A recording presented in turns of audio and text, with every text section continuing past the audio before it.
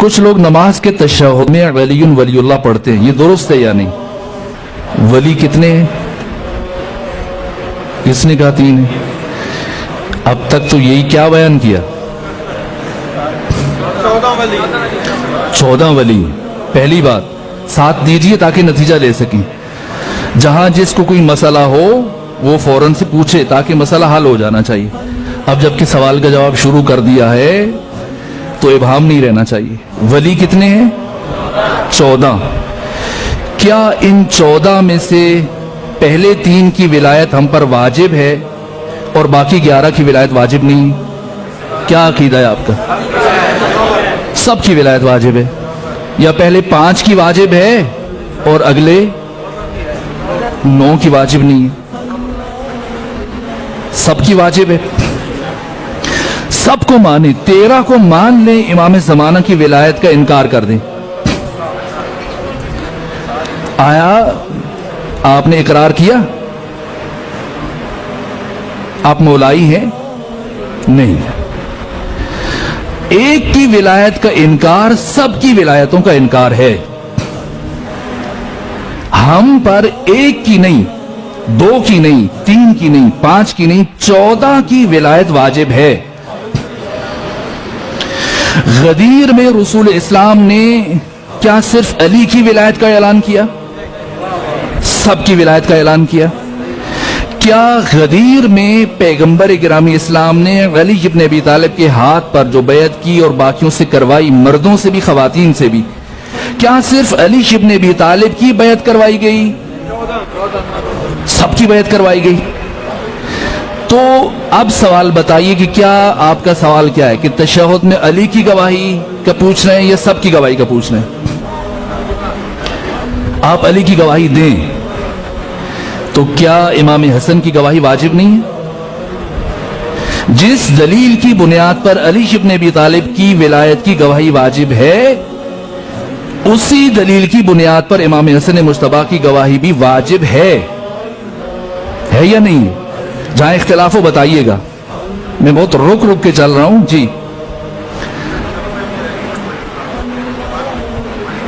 خوب، میں عرض کرتا ہوں،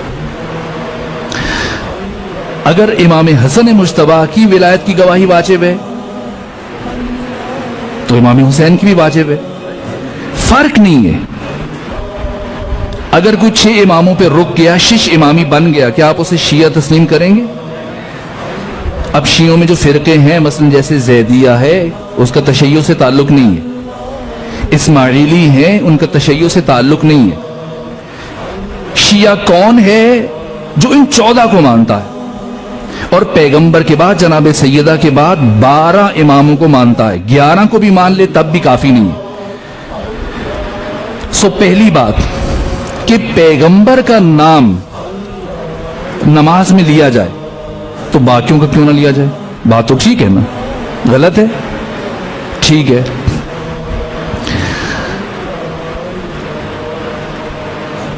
علی سے لے کر امام زمانہ تک بس پیغمبر کا نام لینا کافی نہیں۔ تو اگر علی کا نام لیں تو باقیوں کا کیوں نہ لیں؟ لینا چاہیے نہیں لینا چاہیے؟ کیا آپ علی کا نام لینے کے بعد مطمئن ہوں گے کہ بس کافی ہے؟ نہ، نہیں۔ یہ سوال پیدا کیوں ہوا اور سوال پیدا ہوتے کیوں ہیں اس طرح کے؟ یہ بات میں نے اشارے میں کل یا پرسوں آپ سے کہہ دی تھی۔ غلط فہمیاں کب آپ کے درمیان پیدا ہوں گی؟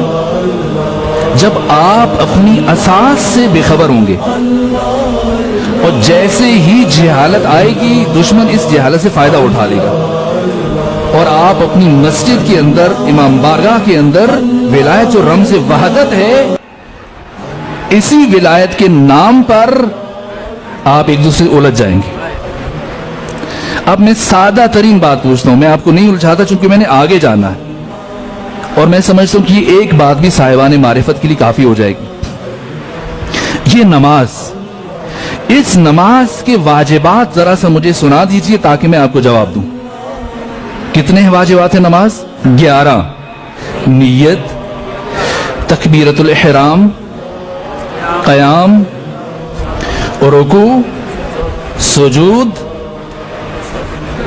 ذکر، قراءت، ترتیب، موالات، تشہد، سلام، ان 11 میں سے 5 رکن اور 6 غیر رکن، یعنی 5 کو آپ نے بھول کر یا جان بوجھ کر اضافہ کیا یا کم کیا، نماز اسی وقت باطل ہے، بے شک بھول کے کریں، بے شک جان بوجھ کے۔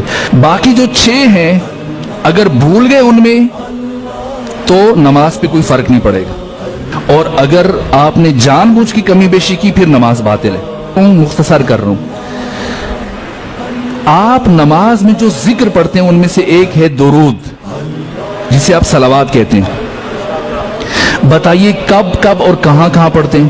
ایک ہی ذکر کو آپ نے رکوع میں بھی پڑھا، سجدوں میں بھی پڑھا، قنوت میں بھی پڑھا، تشہد میں بھی پڑھا، ٹھیک ہے؟ اب بتائیے، یہ بات پہنچی آپ تک؟ اب بتائیے کہ رکوع میں کس نیت سے درود پڑھتے ہیں؟ رکوع میں مستحب، سجدوں میں مستحب، قنوت میں مستحب، اور تشہد میں کیوں بھائی؟ نعوذ باللہ، کیا اللہ مزاج کا تابع ہے؟ جیسے ہم موڈی لوگ ہوتے ہیں، ادھر یہ کر دیا ادھر وہ کر دیا۔ آئیے سوچیں کہ ہر مقام پر اللہ نے درود کو مستحب قرار دیا، کیا وجہ ہے کہ سجدے میں، تشہد میں اسی درود کو اللہ نے واجب قرار دے دیا۔ وہ ساری چیزیں نماز کے وسط میں، دوران میں، رکوع بھی، قنوت بھی، سجدے بھی۔ اب ہے نماز کا اختتام، وہاں اختیار ہے، پڑھو مرضی، نہ پڑھو مرضی۔ لیکن اب جب کہ نماز ختم ہو رہی ہے، اہم ترین عبادت فروعات دین میں سب سے پہلے، تو اب نماز کے آخری مرحلے میں اللہ نے درود کو واجب قرار دیا۔ کیوں؟ اس لیے یہ درود کیا ہے؟ یہ درود ان 14 کی ولایت کا اعلان، اقرار اور اظہار ہے، جس میں پیغمبر بھی شامل ہیں، فاطمہ بھی شامل ہیں، حسن حسین بھی شامل ہیں، علی بھی شامل ہیں، امام زمانہ، سب۔ پیغمبر کا ذکر الگ سے کیوں ہو رہا ہے؟ تاکہ ختم نبوت کا اعلان ہو جائے، عبدہ و رسولہ۔ بس اگر ختم نبوت کا اعلان مقصود نہ ہوتا تو ہرگز تشہد میں عبدہ و رسولہ کا کلمہ نہ ہوتا، اللہم صلی علی محمد و آل محمد کافی ہوتا۔ بس یہ درود، یہ صلوات تشہد میں ان 14 کی ولایت کا اقرار ہے، یہ صرف تشیع میں نہیں ہے۔ یہاں تک کہ امام شافعی جو جمہور کے امام ہیں، کہا کہ اے اہل بیت محمد، آپ کے شرف اور مقام کے لیے اتنا کافی ہے کہ من لم یصلی علیکم لا صلاۃ لہ، کہ جو شخص حالت نماز میں آپ پر درود نہیں بھیجتا، اس کی نماز اس کے منہ پہ مار دی جائے گی۔ کیوں واجب قرار دیا اللہ نے؟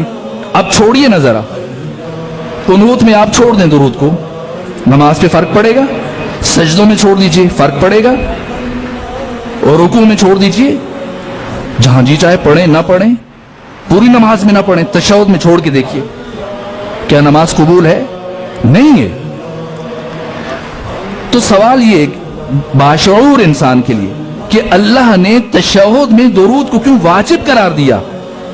اس لیے کہ اب نماز کا اختتام ہے، اور اب نماز کی قبولیت کا دار و مدار ان 14 کی ولایت کے اقرار، اعلان اور اظہار پر ہے۔ رکوع میں پڑھتے ہیں یا نہیں پڑھتے؟ سجود میں، قنوت میں، تشہد میں، مستحب یا واجب؟ مستحب۔ اللہ کو محمد سے پیار ہے، علی سے پیار نہیں ہے، حسن سے پیار نہیں ہے، حسین سے پیار نہیں ہے، جس نے اپنا سب کچھ نماز کے لیے قربان کر دیا۔